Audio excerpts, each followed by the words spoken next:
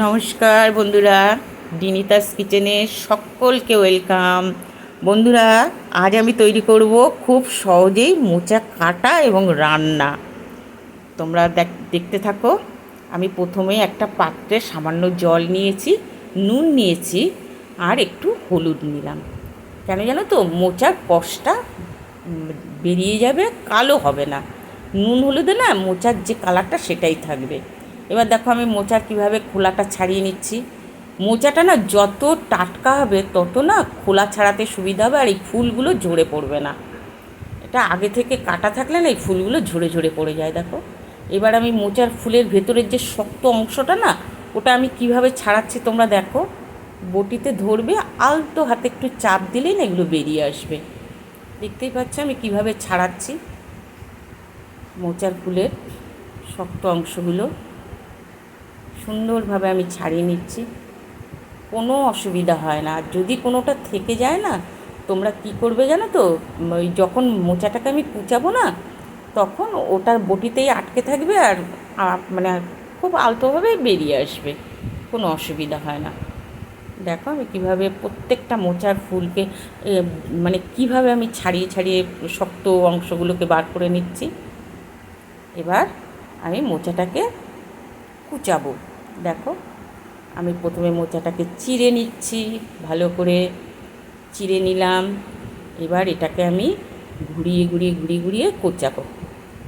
আর বন্ধুরা, তোমাদেরকে একটা কথা বলে রাখি, তোমরা যখন এই মোচাটা কাটতে বসবে না, হাতে সামান্য পরিমাণে সর্ষের তেল মেখে নিয়ে বসবে, তাহলে মোচার যে কালো অংশটা না, মানে মোচা কাটলে অনেক সময় হাতে কালো হয়ে যায়, দাগ হয়ে যায়, সেটা হবে না। আমি হাতে তেল মেখে নিয়েছি তো, ওই জন্য হাত থেকে সরে সরে যাচ্ছে। দেখতেই পাচ্ছ, এরকমভাবে ঘুরিয়ে ঘুরিয়ে কুচাবে, আর খুব সুন্দর কুচানো হয়। এত সুন্দর কুচানো হয় না, ভাবতেই পারবে না।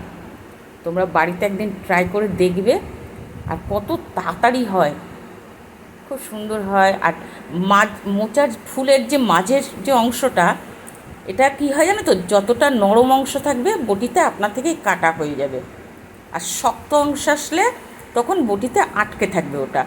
দেখো আমি কাটছি, তোমরা ভালো করে দেখো, খুব তাড়াতাড়ি হয়, খুব তাড়াতাড়ি কাটা।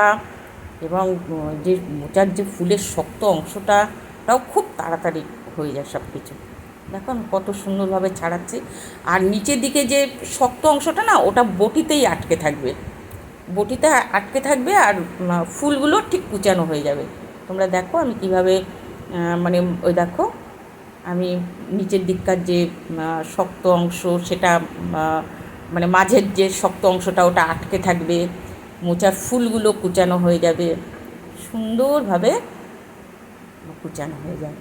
দেখো তোমরা এইভাবে, আমি খুব তাড়াতাড়ি হয়, খুব তাড়াতাড়ি। আমি তোমাদের দেখানোর জন্য একটু ধীরে করছি। আমার মোচা কাটা হয়ে গেছে, আমি নুন হলুদে একটু চটকে নিচ্ছি।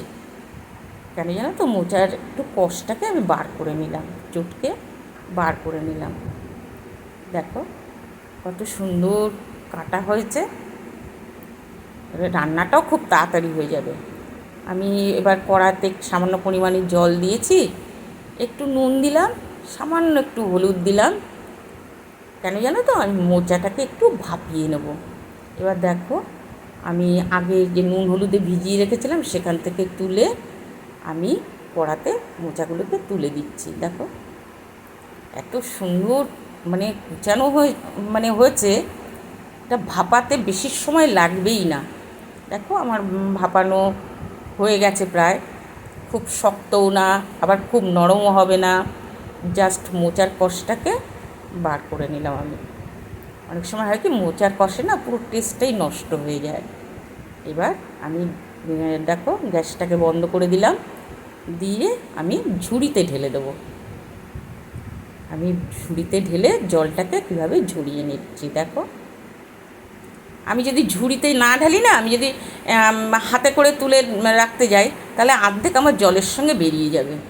কেন, এত সুন্দর কুচানো হয় এটা, দেখতেই পাচ্ছ। এবার আমি এদিকে 1 চা চামচ সাদা জিরে, 4টে কাঁচা লঙ্কা আমি বাটছি। এবার দেখো ঝালটা যে যেমন খাবে সে সেরকম দেবে। কারোর বাড়িতে একটু ঝাল ঝাল খেতে পছন্দ করে, কার বাড়িতে একটু ঝালটা কম খেতে পছন্দ করে, সে সেইভাবে তো ঝালটা দেবে। এবার দেখো, ও বন্ধুরা, আমি আগে থেকে না 1 চা চামচ আদা বেটে রেখেছি। আর তোমরা যখন করবে না, একসঙ্গে জিরে, কাঁচা লঙ্কা আর 1/2 ইঞ্চি মতো আদা দিয়ে একসঙ্গে বেটে নেবে, ভালো করে বাটবে। দেখো যত সুন্দর বাটা হয়, যে রেসিপিই করো না কেন, বাটা কোটা এগুলো যদি ভালো হয় না, তার একটা আলাদা টেস্ট হয় এবং খুব তাড়াতাড়িও হয়ে যায়। দেখতেই পাচ্ছ আমার মশলা বাটা কত সুন্দর হয়েছে। দেখো আমি সব ভালো করে বেটে নিলাম, নিয়ে এবার আমি একটা পাত্রে তুলে নিচ্ছি মশলাটা। আমি মশলাটা তুলে নিয়ে আমার কাঁচা লঙ্কা, জিরে, আগে থেকে আমি আদাটাও বেটে রেখেছি, 1 চা চামচ আদা হয়েছে আমার বেটে রাখা। এবার এখানে আমি কড়া বসিয়ে দিয়েছি। এবার আমি সর্ষের তেল দিলাম, তোমরা যে যে তেল ইউজ করবে সেটাই দেবে। এবার দেখো মোচা তো একটু তেলটা একটু বেশি দিলে ভালো হয়। এবার তেলটা গরম হতে হতে আমি 1/2 চা চামচ সাদা জিরে দিলাম। এবার ফোড়নটা একটু ফুটে উঠলে হয়ে এলে আমি এখানে 3টে তেজপাতা ছেড়ে দেবো। দেখো আমি 3টে তেজপাতা দিলাম। দেখো ফোড়নটা আমার হয়ে এসছে। এবার আমি গ্যাসটা কমিয়ে দিয়ে আমি ডুমো করে কাটা আলু ছেড়ে দিচ্ছি। এবার তোমরা আলু দিলে দেবে, না দিলেও না দেবে, বা কেউ অল্প আলু দিলেও দিতে পারো। এবার আমার ক্যান্ডিডেট যেহেতু বেশি, আমি একটু আলু বেশি করেই দিলাম। দেখতেই পাচ্ছ আমি আলুটাকে একটু আমি নেড়ে চেড়ে নেব, মানে কাঁচা আলুর জাস্ট কালারটা চেঞ্জ হওয়া পর্যন্ত। এখানে আমি 1/2 চামচ নুন দিলাম, 1/2 চামচ হলুদ দিলাম, দিয়ে এটাকে আমি আরেকটু নেড়ে নেব আলুটাকে। কাঁচা আলু জাস্ট একটু সাঁতলে নেব, কেন জানো তো, এখানে আমি একটা মিডিয়াম সাইজের কুচানো পেঁয়াজ আমি অ্যাড করব, সেই জন্য আমি আলুটাকে, দেখো আলুটা আমি খুব কিন্তু ব্রাউন করে ভাজিনি, হালকা একটু নেড়ে নিলাম। এবার আমি পেঁয়াজটাকে দিয়ে দিচ্ছি। দেখতেই পাচ্ছ আমি পেঁয়াজটাকে দিয়ে দিলাম, দিয়ে এবার আমি এটাকে ভালো করে নাড়তে থাকবো, যাতে পেঁয়াজটা না, মানে পেঁয়াজটা পোড়া না লাগে বা আলুটা পুড়ে না ওঠে, সেইভাবে আমি নাড়তে থাকবো, সমানে নাড়বো। আর জানোই তো আগে থেকে আমি নুন দিয়েছি, হলুদ দিয়েছি, পেঁয়াজটাও খুব তাড়াতাড়ি কষানো হয়ে যাবে, পেঁয়াজটা নরম হয়ে যাবে, তাড়াতাড়ি রান্নাও হয়ে যাবে। দেখতেই পাচ্ছ আমার পেঁয়াজ ভাজা, আলু কষা প্রায় হয়ে এসছে। এবার আমি, দেখো পেঁয়াজ ভাজা হয়ে গেছে। এবার আমি 1 চা চামচ আদা বাটা দিলাম, জিরে কাঁচা লঙ্কা বাটাটা দিলাম, দিয়ে আমি এবার এটাকে ভালো করে কষবো, খুব ভালো করে কষবো, কেন কাঁচা মশলার একটা যে গন্ধ, সেটা না যাওয়া পর্যন্ত আমি কষতে থাকবো। এখানে সামান্য একটু কাশ্মীরি লঙ্কার গুঁড়ো দিলাম, দেখতেই পাচ্ছ। এবার চাইলে তোমরা দেবে, না হলে দেবে না।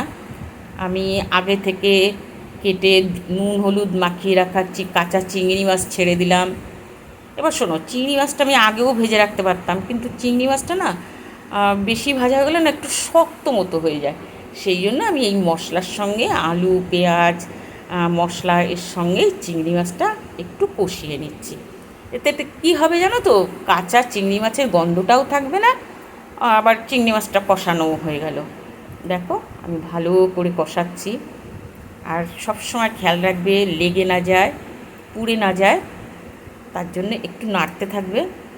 দেখো আমি কিন্তু আলুটা খুব বেশি ভাজিনি, মানে খুব সেদ্ধ হয়ে গেলে তোমার মোচার সঙ্গে মিশে যাবে, এটা একটু সামান্য, কেন মোচা দিয়ে আমি আবারও কষবো, সেই জন্য দেখো আমি ভালো করে কষিয়ে নিচ্ছি।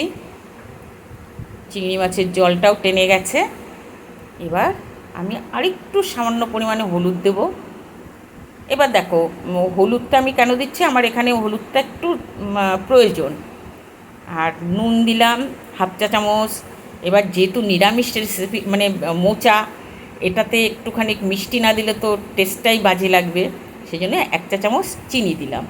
এবার আমি আগে থেকে সেদ্ধ করে জল ঝরিয়ে রাখা মোচাটাকে আমি দিয়ে ভালো করে নাড়বো। দেখো খুব ভালো করে আমি মেশাবো। আমি মিশিয়ে ভালো করে মেশাতে মেশাতে এটাকে চিংড়ি মাছ, আলু, মশলা এগুলোকে খুব ভালো করে আমি মিশিয়ে নিচ্ছি। কেন জানো তো, যত ভালো কষানো হবে তত টেস্টটাও বাড়ে। এবার আমি ভালো করে কষিয়ে, দেখো কীভাবে আমি কষাচ্ছি। তোমরা প্রত্যেকেই এইভাবে বাড়িতে বানাবে আর আমাকে কমেন্টে জানাবে। আর তোমরা এরকম নতুন নতুন মানে সহজ রেসিপি যদি পেতে চাও, আমাকে অতি অবশ্যই কমেন্ট করবে। আর কে কোথা থেকে কমেন্ট করছো সেটাও আমাকে জানাবে। দেখো এবার আমি ঢেকে দিলাম গ্যাসটা সিমে করে। মাঝে মাঝে ঢাকা তুলে তুমি একটু নেড়ে চেড়ে দেবে, কারণ অনেক সময় নিচেটা লেগে যেতে পারে, সেই জন্য মাঝে মাঝে ঢাকাটা খুলে একটু নেড়ে চেড়ে দেবে। আর যদি দেখো যে আলুটা সেদ্ধ হয়নি বা একটু শক্ত রয়েছে, তাহলে হাফ কাপ পরিমাণ একটু জল ওর মধ্যে দিয়ে ভালো করে নেড়ে চেড়ে ঢাকা দিয়ে দেবে। দেখো আমার মোচা মাছ, চিংড়ি মাছ থেকে আপনা থেকে এই জলটা বেরিয়েছে। এবার এটাকে আমি ভালো করে আরেকটু নেড়েচে, মানে মাঝে মাঝে ঢাকা খুলে একটু নেড়েচেড়ে ঢেকে দেবে। এইভাবে গ্যাস সিমে করে 10 মিনিট মতো রাখবে। দেখো আমার মোচা ঘন্ট প্রায় হয়ে এসছে। আমি তোমাদেরকে এবার একটা চিংড়ি মাছ তোমাদেরকে তুলে দেখাবো যে চিংড়ি মাছটা কেমন সেদ্ধ হয়েছে। দেখো খুব সফট হয়, এইভাবে চিংড়ি মাছ দিয়ে যদি করো না, চিংড়ি মাছটা খুব সফট হয়, খেতেও ভালো লাগে। তোমরা করে খেয়ে দেখো, তারপরে আমাকে কমেন্টে জানাবে। দেখো আমার হয়ে গেছে মোচার ঘন্ট, দেখতেই পাচ্ছ। এবারে আমি মোচাটাকে ওপর থেকে একটু গরম মশলা দেব। দেখো আমি তেজপাতাগুলোকে আগে তুলে নিচ্ছি, তেজপাতাগুলোকে তুলে নিচ্ছি কারণ ফ্লেভারের জন্য দেওয়া হয়ে গেছে। এবার আমি প্রত্যেক কটা তেজপাতা আমি তুলে নিচ্ছি, যেহেতু এটার গায়ে মোচাটা লেগে রয়েছে, সেই জন্য আমি মোচাটা ছাড়িয়ে আমি তেজপাতাগুলোকে ফেলে দিলাম। এবার আমি গরম মশলা দিয়ে দিলাম হাফ চা চামচ, ঘি দিয়ে দিলাম 1 চা চামচ। এবার এগুলোকে আমি ভালো করে মেশাবো। মোচা, চিংড়ি মাছ, আলু এগুলোর সঙ্গে আমি ভালো করে মিশিয়ে নিচ্ছি। দেখো দেখো ভালো করে মিশিয়ে নিয়ে না, তোমাদেরকে তো আগেই আমি বলেছিলাম যে ঘি বা গরম মশলা তোমরা যেটাতেই দাও না কেন, এগুলো ভালো করে মেশানোর পরে একটু সময় তোমরা ঢাকা দিয়ে রাখবে। তাহলে কী হয়, যে রেসিপিটাই করো না কেন সেটাতে খুব সুন্দর একটা ফ্লেভার আসে। আমার রেডি মোচা চিংড়ি। বন্ধুরা তোমরা সকলে জানাবে